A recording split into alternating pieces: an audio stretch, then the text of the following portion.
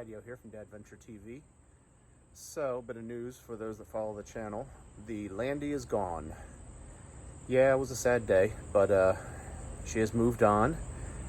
I got an estimate for some repairs to the engine that were going to cost more than was going to make it worthwhile, given the fact that I was going to keep it for about a year and a half more. So, traded it in and got a new rig. I've been looking at these for a while, so I was pretty familiar with them. So luckily I was able to make the purchase pretty quickly. I knew what I was looking for. So, without further ado, here she is. Yep, got a Gladiator. And it's in Snazberry, which I am preferring to call Oxblood, or Spazberry, as the case may be for me and my son. It is the Rubicon. So got it equipped the way I wanted it. Got everything I wanted pretty much. Nothing I didn't. I wish it had the auxiliary switches, which it doesn't, but I can get those after. But that's it. She does not have the steel front bumper, just has the plastic for now, but I'm going to put a steel bumper and winch on shortly. That'll be the next modification. And just got back today from putting an Alucab canopy on it. It is not the camper, just the canopy. And the reason I got it is, I already unlocked it, so that I could do this easily for you. This.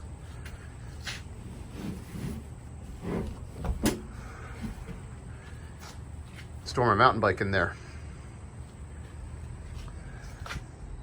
She fits in upside down, front wheel off. Probably fits in lying down too in other ways, but I used to carry it this way in my Land Rover, but the downside was that I had to flip the seat down behind the driver in order to fit it, and it would fit on that side. So I lost basically half of my back seat space, plus it took up a fair amount of room in the trunk, especially given that I had my spare tire over here.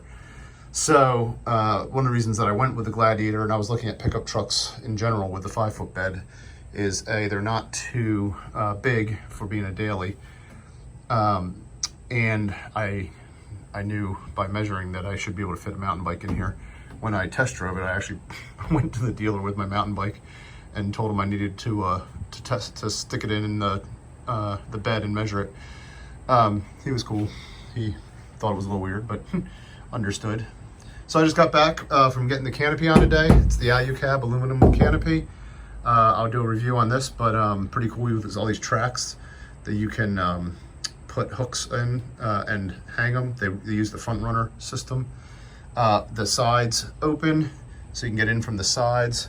Of course, the back opens, the tailgate flips down, and then you have the whole thing. I'll do a full review of the truck after, but you will see why I wanted the back, because with all my mountain bike stuff, and there's some work stuff in here too, but all this stuff, well, that's food. That'll stay in the back seat here. But all of this stuff and this, and I just got a snatch strap because I realized the other day I was looking through my box, I didn't have a snatch strap. I had toe straps. My gym bag, all my bags that are over there on the floor under my binders is all my mountain biking stuff. That can all go in the bed, and then I'll actually have my back seat again. Of course, Miss Penny's bed that will stay in here. But got the cloth seats.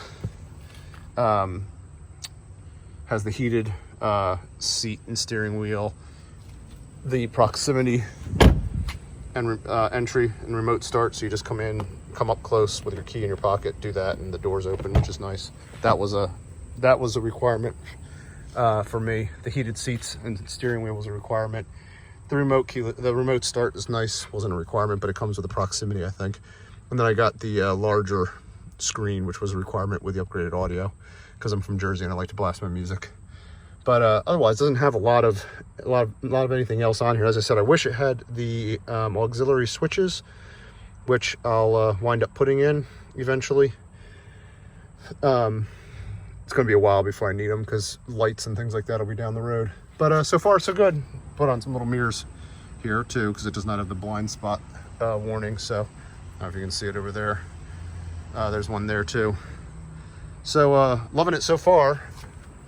Did 2 hours today each way to get the cap on. Did 2 hours on Saturday to go down to Bryce Bike Park each way. Rode great both times, comfortable. A little better rider than the Wrangler, because the longer wheelbase doesn't bounce around as much. Track's a little better. It's very comfortable on the road. And Jonathan and I already did one picnic in it, and it worked out really well. We threw all the stuff in the back, our picnic stuff, and just drove out there. So there she is. Like I said, I'll do a more in-depth review of her, but just thought I'd let everybody on the channel know what's happening. She'll probably get first dirt this weekend. I still have the last video of the Land Rover off-road to do, and I still have, and then I'll try to take the video this weekend of the Jeep, the Gladiator, getting first dirt. Really, this weekend's just going to be just to get used to the off-road system, because it's very different. You know, it's part-time, much more manually operated than the old than the Land Rover system, which was more electronic and automatic. So that's all she wrote for now. Fill you guys in with some more videos. Like I said, I'll do one on the IU cap, I'll do one on the Jeep itself, and see you guys out there on the trails.